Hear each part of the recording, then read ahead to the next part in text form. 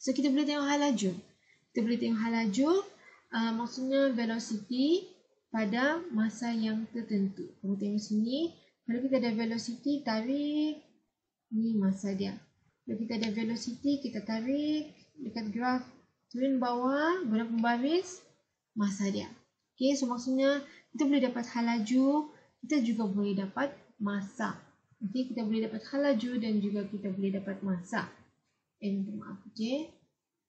Ni, kita boleh dapat hal laju dan juga kita boleh dapat masa. Contohnya ni hal laju cikgu. Okay, hal laju cikgu and then kita pergi masa dia.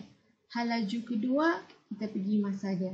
Ataupun daripada hal laju, kita boleh tengok berapa dia punya velocity. Daripada hal laju, kita boleh tengok velocity kedua. So, itulah guna dia. A dengan B. Graf hal laju masa, kita boleh tengok hal laju. Kita juga boleh tengok masa. Benda ni senang je kamu hafal kalau dia masuk objektif. Kita kan ada graf hal laju masa. So, mestilah kita boleh tengok hal laju. Mesti juga kita boleh tengok masa. Okay, kalau dia masuk objektif, senanglah. Kalau dia graf sesaran masa, mestilah kita boleh tengok sesaran. Mestilah kita boleh tengok masa. Kalau graf hal laju masa, mestilah kita boleh tengok hal laju. Mesti juga kita boleh tengok masa. Okay, itulah A dengan B. Jadi yang C kita boleh tengok pecutan. Okay, kita boleh tengok pecutan. So dia sama macam graf sesaran masa. Bila kita ingin mencari kecerunan, okay, kecerunan kita hanya kira segi 3. Maksudnya kita cari nilai Y dan juga kita cari nilai X. Kamu hanya bahagilah Y dengan X, kamu akan dapatlah kecerunan, dia punya slope dekat sini. Okay, dia punya slope dekat sini. So, itu adalah kegunaan dia untuk C. Kamu hanya buat segitiga, cari nilai Y, cari nilai X, Y bahagi X. Kamu akan dapatlah sini dia punya slope. Okay, dia punya slope, pecutan. Lagi, dalam graf hal laju masa, kita boleh tengok sesaran atau jarak yang dilalui pada sela masa antara T3 dengan T4. Okay, T3 dengan T4. So, maksudnya luas di bawah graf pada sela masa antara T3 dengan T4. So, kamu carilah sahaja luas di bawah graf. Okay, luas di bawah graf. Maksudnya, kamu boleh carilah dia punya sesaran. Okay, kamu boleh cari dia punya sesaran. Sebab itulah pentingnya kalau kita ada graf ni. Okay, graf ni kita tengok macam simple sahaja. Tapi bagi orang yang boleh baca graf, kita boleh dapat banyak sangat maklumat. Kita boleh dapat banyak sangat maklumat sebab itulah kita ada graf hal laju masa, kita ada graf sesaran masa. Melalui daripada beberapa nombor-nombor ini dan juga garisan-garisan, luruskah, naikkah, turunkah, melengkungkah, kita boleh dapat banyak sangat maklumat. You can have further details of the linear motion. Jadi kita boleh tahulah apa pergerakan linear itu. Adakah dia makin cepat, dia makin turunkah. Okay, so kita boleh tengok banyak melalui graf sahaja. Jadi kita tengok dia punya soalan. Okay, kita tengok dia punya soalan. Contoh pengiraan daripada graf hal laju masa. So kita ada satu graf hal laju masa ni hal laju. Ni kita punya masa. So daripada ni sebenarnya kita boleh tengoklah. Kita boleh tengok. Okay, berapakah hal laju, berapakah masa. Kita juga boleh tengok berapakah pecutan. Okay, kita buat segitiga, cari nilai Y, cari nilai X. So, Y bahagi dengan X. Kita boleh dapat sudah pecutan ataupun acceleration. Okay, jadi ada beberapa lah maklumat kalau orang yang boleh baca graf, yang pandai kira graf. Kita tengok benda ni macam simple tapi terlalu banyak details yang kita boleh dapat daripada satu graf sahaja. Jadi soalan A, berapakah hal laju troli V pada masa T sama dengan S? Okay. Berapakah hal laju V pada masa T sama dengan S? Jadi untuk A ni, kalau kamu tengok sini, hal laju troli pada faksi Y. Okay. Kalau kita guna pembaris betul-betul, kita tanya berapakah hal laju troli. So ni hal laju pada masa 4. So, kamu ambillah pembaris betul-betul. Okay, guna pembaris betul-betul dan kamu pun tengok dia berhenti dekat mana. Okay, so nombor 10, nombor A, jawapannya adalah 10. Jangan lupa unit. MS negatif 1. Okay, MS negatif 1. Jadi, soalan yang kedua. Soalan yang kedua iaitu B. Soalan yang kedua iaitu B. Berapa masa yang diambil untuk troli mencapai V sama dengan 5S negatif 1. Okay, yang ni adalah senang saja. Kamu tengok, dia tanya V sama dengan 5MS negatif 1. So, kamu hanya tariklah. Tarik, okay, tarik dan juga lukis. Okay, guna pembaris saja. Jangan macam cikgu goyang-goyang jari. Kamu guna pembaris betul-betul. So, untuk B, jawapan dia adalah 2 saat. Sebab soalan dia, berapa masa? Okay, berapa masa yang diambil untuk troli mencapai had laju 5 ms negatif 1. So, ni 5. So, kamu just lukis guna pembaris. Dapatlah 2 saat. Okay. Soalan A dan B adalah mudah sedikit. So, kita tengok C. Berapakah pecutan troli pada sela masa antara 0 hingga 6? So, maksudnya kamu kena kira lah. 0 hingga 6. So, kamu kena kira ni. Okay, kamu kena kira ni. So, tadi kita ada belajar. Kalau pecutan, kamu kena buat segitiga.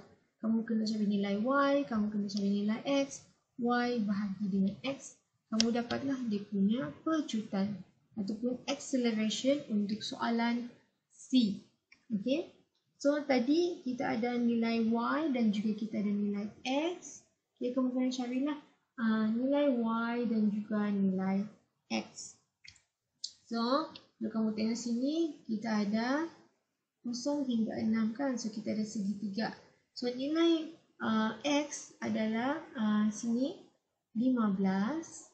Okay. Nilai Y dan nilai X adalah 6. Jadi, kamu kena kira lah. 15 bahagi 6, jawapan dia ni. 2.5 ms negatif 2. Okay, 2.5. So, ni adalah Y 15. Ni adalah X 6. So, 15 bahagi 6. Jawapan dia 2.5 ms negatif 2. So, itulah jawapan kepada soalan nombor C. Okay, so pada soalan C. Jadi, bila masa dia minta kecerunan, contohnya slope, kamu hanya perlu buat segitiga sahaja. Cari nilai Y, which is 15 tadi. Cari nilai X, which is 6. Dan kamu hanya perlu bahagi saja Y bahagi X. Sama dengan 15 bahagi 6. Sama dengan 2.5 ms negatif 2. Okey. So, kalau kamu tengok sini, soalan D. Berapakah jumlah sesaran S yang dilalui oleh troli? Yang ni susah sikit lah. Kamu kena kira lah semua. Kamu kena tambah semua dia punya sesaran. Okay, kamu kena tambah dia punya sesaran. Berapakah yang dia bergerak? Okay, berapa dia bergerak? Jadi, kamu kena kira sini. Tengok. Jumlah sesaran adalah luas di bawah graf. Maksudnya kamu kena kira lah berapa luas di bawah graf tersebut. Okay, berapa luas di bawah graf tersebut. Sinilah dia punya graf yang kamu kena kira.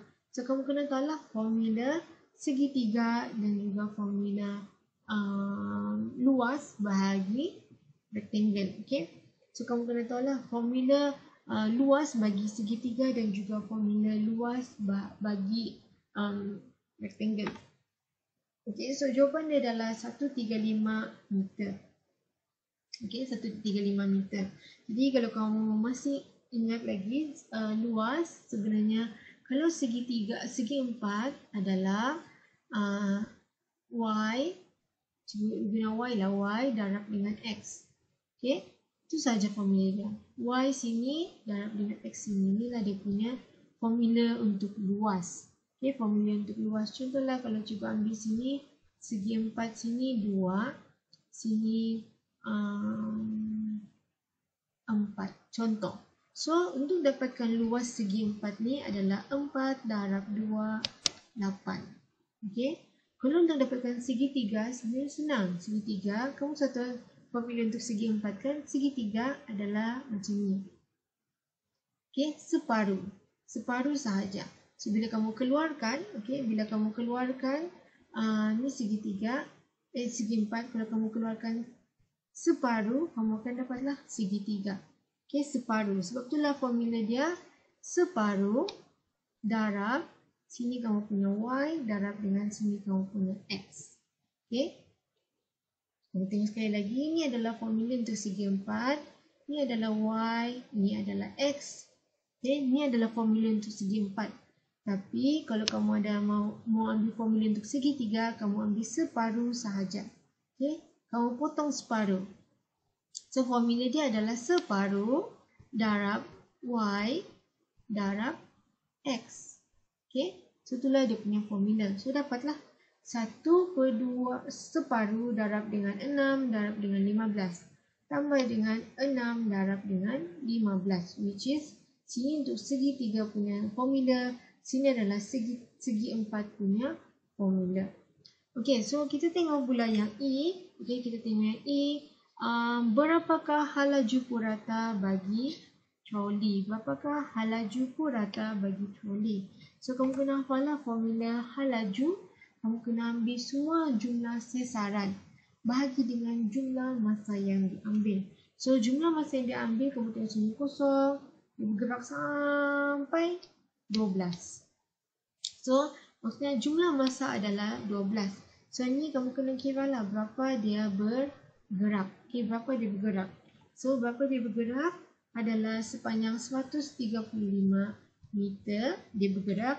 Daripada sini ke sini, kamu kena tambah semua satu-satu. Okay, tambahlah 5, tambah 10 gitu kan sampai dapat 135 bahagi dengan masa keseluruhan.